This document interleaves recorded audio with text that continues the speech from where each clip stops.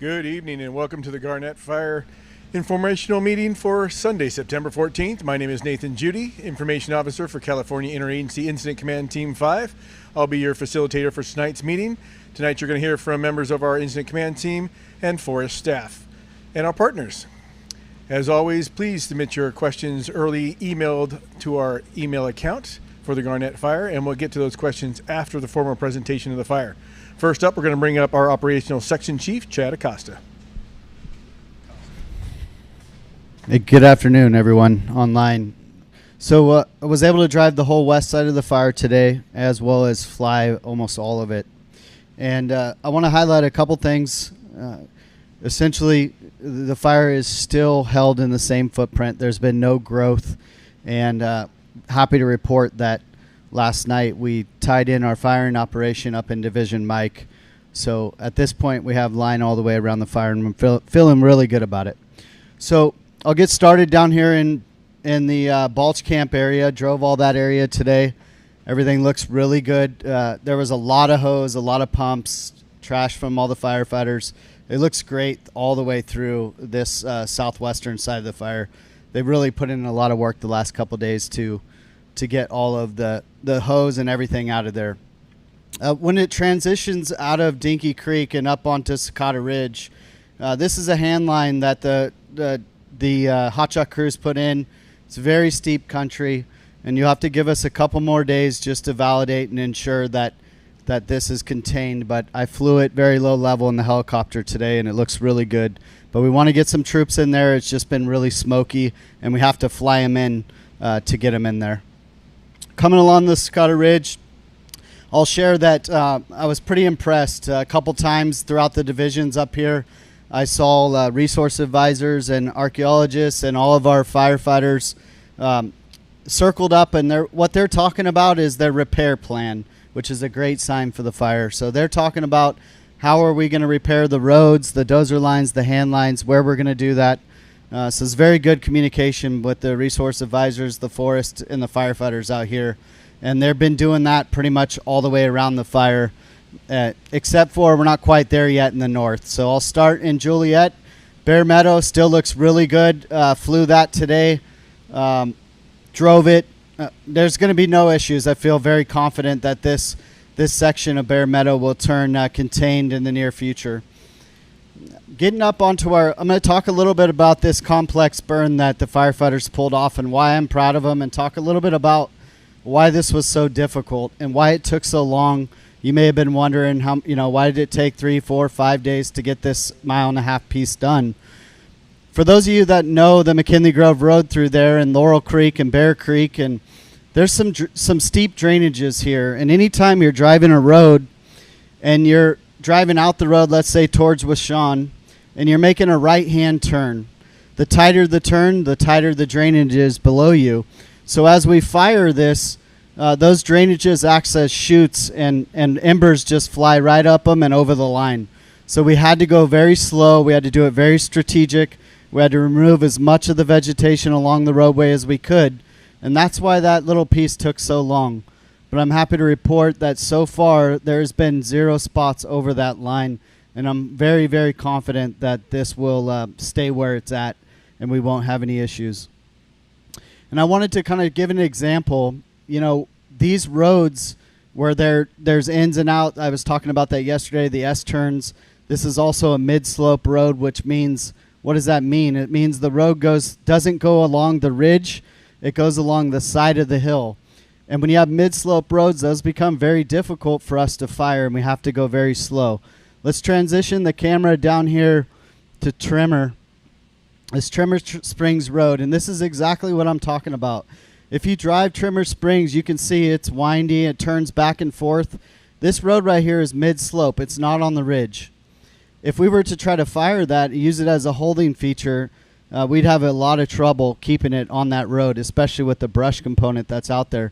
You'll see what the firefighters did with the bulldozer is they followed the ridge line right above it, and they stayed up on the ridge. So we wouldn't have used the roads. Luckily, we won't have to. We're not going to have to. But if we needed to, this contingency line was perfectly placed right along the ridge. And that's I just wanted to share that because what what we weren't able to do in the north, we were able to do down here, and that's why it took so long. So as I continue out the McKinley Grove Road in Oscar out towards Washon, a lot of the resource advisors, a lot of hose getting pulled out of there. Same story. Everything looks really good. Feel very confident. This is a really rocky granite escarpment out here. This is why this isn't turned black yet. We can't get firefighters in there. We're just going to continue to watch it with drones and IR. And we're confident that it's good, but we're not yet ready to say it's contained. Coming around on the west side or the east side of the fire, Quebec and Tango heavily flown with IR today with helicopters, UAS. Troops are still in there, feeling really good. We just got some, like I said, some really steep escarpments down in here that's why it's not black yet. We just want to give us a little more time to make sure it's good. I'm feeling very confident. I flew low level through the Kings today in the helicopter. Everything looks really good. So nothing to report as we transition this fire and button it up and then start repairing it for the forest. End of report. Great, thanks, Chad. Appreciate that. Next up from Fire Behavior is going to be Kevin Montoya. Good evening. Okay, so this is our weather matrix, and we are still forecasting a warming trend to go on through the latter part of the week, with temperatures getting up into the low to mid 80s and our relative humidity dropping down in the 20s and maybe even down into the 10% range. What's new is a chance of wetting rain. So we call wetting rain anything that's more than a tenth of an inch, so not a lot, but that's starting to peek into the forecast, and we'll start seeing chances of wetting rain somewhere in the Wednesday, Thursday, Friday, but our incident meteorologist will keep us updated on that, and we'll put that in the next report. On the fire behavior side of the shop, those warmer, drier conditions, especially in that northern end of the fire where the firing operation just completed, may allow for some any hidden spots that kicked out during the firing operation that just weren't able to get established because there wasn't enough sunlight and the humidity was too high. Those may start showing themselves, but we have a lot of firefighters in that area and a lot of equipment, a lot of crews, and we've been flying it with drones with infrared cameras and haven't been able to detect any thus far. That's all from the fire behavior shop. Great, thanks, Kevin. Appreciate that. Next up from the Fresno County Sheriff's Office, Lieutenant Hamilton. Good afternoon. So we do have some additional changes to the evacuation zones. We have from red to yellow is K61A, K166, and K40, and that's all going to be on this western edge here. And then we also, back to normal, further out to the west is K61B, K76, and K41. Just to keep in mind that there is a difference between, slight difference between our evacuation zones, and there is a Forest Service closure. So I want to bring that map up. It's very close, but there are slight differences. So there is a road closure here at Trimmer Springs and Big Creek Road, which goes up into Blue Canyon and up to Rock Creek Road past Dinky Creek. So that road, the closure includes the road, so you can't currently go down either of those roads. So you can access this map on the INSEE web. Please take a look at that and keep that in mind when you start coming back to the area, that there is a Forest Service closure that's slightly different than our closure. And you could also sign up for our updates on Everbridge, and also check our website. There's a link to our evacuation map there, and we'll put everything out as soon as we can on our social media pages. Thank you. Thank you, Lieutenant. Appreciate that. And next up, your Forest Supervisor for the Sierra National Forest, Dean Gould. Okay. Good evening. Just wanted to cover a couple things this evening. First, Lieutenant Hamilton covered the changes to the evacuation and the closure overlay very well. I just wanted to add to that, we can keep that promise that I made to you, that as soon as there are significant nuances between the two, we will absolutely modify the forest order to shrink that down. As it is right now, if we could bring that up, okay. Yeah, it's really along this edge and a little bit down here. That's where the difference between the changes that the county has made and the forest closure order. So not real significant in terms of access. If there are those that are interested in access to these areas, same things that we've been discussing in the past few days as far as making those requests. Understanding close coordination again with the Sheriff's Department that there's likely to be continued adjustments here in the days to come, and I'm certain that we'll be making an adjustment to the force order accordingly. So more to follow on that, and we will definitely shrink this as quickly as we can. Okay, going back to the operations map. All right, I just wanted to go back a couple weeks in time and just to refresh folks either memories or to share with you if you haven't been monitoring these for that length of time. It was literally over 2 weeks ago that in briefing the potential perimeter, we were talking about the primary line, and that almost exactly is still the primary line that we have around this fire. Clearly, we are not at 100% containment. We're at 69. There's still work to do. As far as forward progression, it has been arrested. The acreage growth that we're likely to see from this point forward, probably some in here, and long and short of it, 2 weeks ago, we predicted that at that primary line, it would be about 65,000 acres. Best case, most probable case. Keep in mind, this terrain, you will not, as a firefighter, you're not going to find more difficult, more challenging terrain. You won't. And in spite of that, they made every effort they could to shave every acre off that they could, such as islands like this, and all the way up to Wishon. At one point, we thought that might be burned in. They were able to save all that.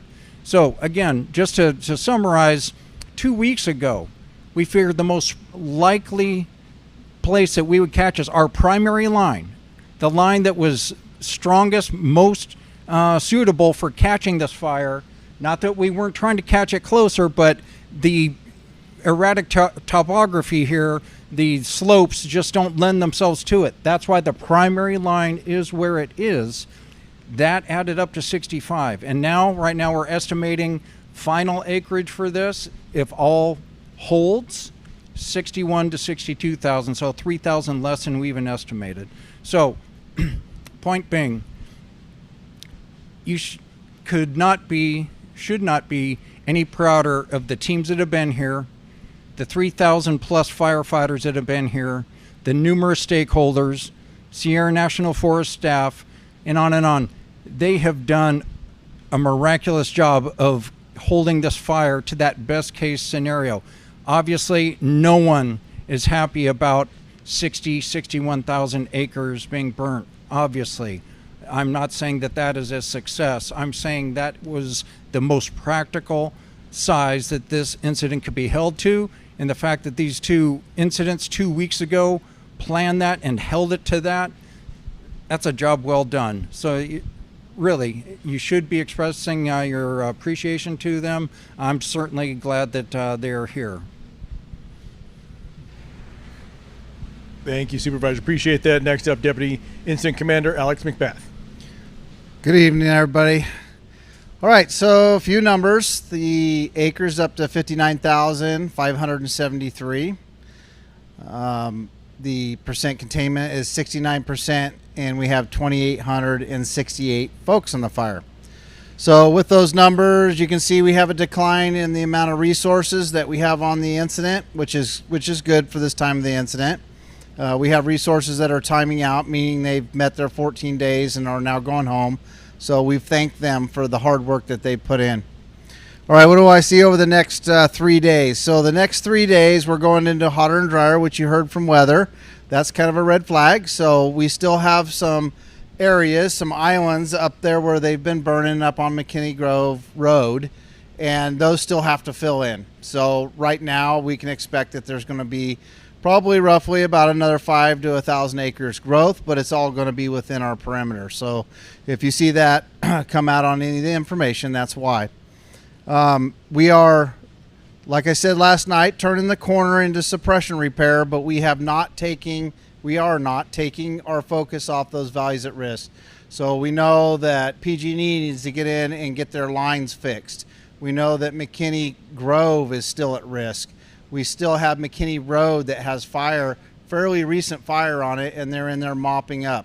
So as we move into suppression repair, we still have the right amount of resources to continue with the suppression, the holding, and the mop up of the rest of the fire. So over the next 2 days, we're going to see things kind of start calming down as far as information. Things are going to start stagnating a little bit as far as containment, acre growth, which is a good thing. But what we will start reporting on is the amount of suppression repair that we're getting done. So with that, I want to thank everybody and looking forward to your questions. Thank you. Thank you, Alex. Appreciate that. That's the formal presentation of tonight's meeting. Next, we're going to go into questions and answers that you submitted through email. First up, we're going to bring Operations Section Chief Chad Costa. Okay, I have one question that I'm going to answer today, and it says, although significant resources are implemented to suppress the fire at its current northern active perimeter, what are your contingency response measures made and to be considered to suppress if, in the future, the fire or its embers jump the containment boundary to threaten to burn the improvements of Camp Elowen, Clyde Pack Outfitters, Camp Fresno, Ranger Station Dinky Creek Inn, and nearby cabins? So what I want to stress on this question, it's a good question, is all of those values were identified weeks ago. And I drove down into Camp Elowen. There's engines in there. There's hose everywhere. Just in front of the camp, there's a secondary contingency line that's in there. So if something, for instance, if something was to get out there in Dinky Creek, there's another line. There's hose. Everything's been prepped. So firefighters have been in all of those values that are stated in that question for weeks now, preparing for something, for the fire to potentially get into there. So we have multiple contingency lines. We have plans. We have firefighters still up there, like Chief said. We're not the transition is fire suppression and forgetting about the fire. The north end of the fire is still our top priority. So rest assured, we have lines in there. We have plans. There's firefighters, and if anything was to happen, which I'm not expecting, we have a good plan. Thank you. Thanks, Chad. Next, we got a question for the force, so we're going to bring back up Supervisor Gould. Thank you. Right. Actually, I have a couple questions. One is a holdover from yesterday. It came in just as we were wrapping up, so we weren't able to get to it. And that was what is the status of the toads up in the Rock Creek area? The fire is not getting, or at least to this point, it has not gotten up to the Rock Creek area. We do not foresee that it will. So the toads, from the fire perspective, should be doing just fine. Let's see, the next question. Does the Sierra National Forest have any green timber sales or fuels treatment projects planned? Well, excellent question. So this will take a minute, but I think it's going to be well worth your while, because I know there's been a lot of discussion, a lot of back and forth about there's not a plan and so forth, and that's simply not true. So let me share with you what is really in the works right now, and I think you're going to be very pleased with it. Similar to the incident where I mentioned they had a plan over 2 weeks ago, and they've executed that plan spot on. Similarly, with the Sierra National Forest, we have a 5-year vegetation plan. And 5 years, you say, well, why isn't 10? Well, with everything as dynamic as it is on the forest, a 5-year plan is pretty robust. That takes a lot of effort to accurately scale that out and execute it. My point is, at least for now, of course, our operational year, our fiscal year, goes from October 1st to September 30th. So we are right on the cusp of starting a new operational year. For fiscal year 26, starting October 1st, we had 3 major vegetation projects planned. 2 of them on Bass Lake, Francis Junction, and Central Camp. On the south side, Kaiser East. The 3 of those projects combined added up to in the neighborhood of 21 to 22 million board feet. You may recall from the other night, I mentioned that our forest plan calls for us to produce 20 million board feet a year. So if there's anyone thinking out there that the forest or Dean is not interested in logging timber, not accurate. That is simply part of our overall program of work, and that is certainly a key feature. And so now, with this, you can certainly appreciate that that program of work that was literally supposed to be implemented here in just a couple weeks, we have to make some adjustments now, because now we have this, we have significant tree mortality, we have a lot of hazard trees. First priority is always public safety, so we have to get those hazard trees taken care of. There's a lot of salvage sale to do here, and the important thing when you have a situation like this is to get those trees that have succumbed to the fire, to get them off the forest, to get them to a processing plant as quickly as possible, preferably within the first year. Otherwise, the value of them goes down dramatically. So now, what was going to be those 3 sales that I mentioned next year, we need to now accommodate this and make sure that we're treating the hazard trees both from a forest health perspective as well as a public safety perspective, while still making sure that our green program continues on. And so an awful lot of work to do. I've already stood up a team. Approximately 10 of our very best employees have already been earmarked, and they know that their number one priority, period, is responding to this. It's going to be setting up the deck sales, setting up the salvage sales, getting the fuels treatments done, getting the reforestation addressed, all 3 aspects over the next year. It's going to take multiple years, of course, but this first year is so important. And so I just want you, everyone, to appreciate and know that there is absolutely a plan. We have it planned out for 5 years. Now, as a result of the incident, we have to adjust what was going to be our plan starting here in just a couple weeks. We have to completely revamp that and focus on this and still do the best we can on those others. Those sales are still going to go forward. They may be delayed a bit, but those 3 sales I mentioned, they're still going to happen in addition to all the treatments here. Thank you, Supervisor Gould. Appreciate that. And that was all the questions that were emailed in to us. We're going to have this meeting again tomorrow night at 5:30. Please email your questions in, and we'll answer those after the formal presentation. Thank you for joining us. We appreciate your attention today. Happy Sunday. We'll talk to you tomorrow.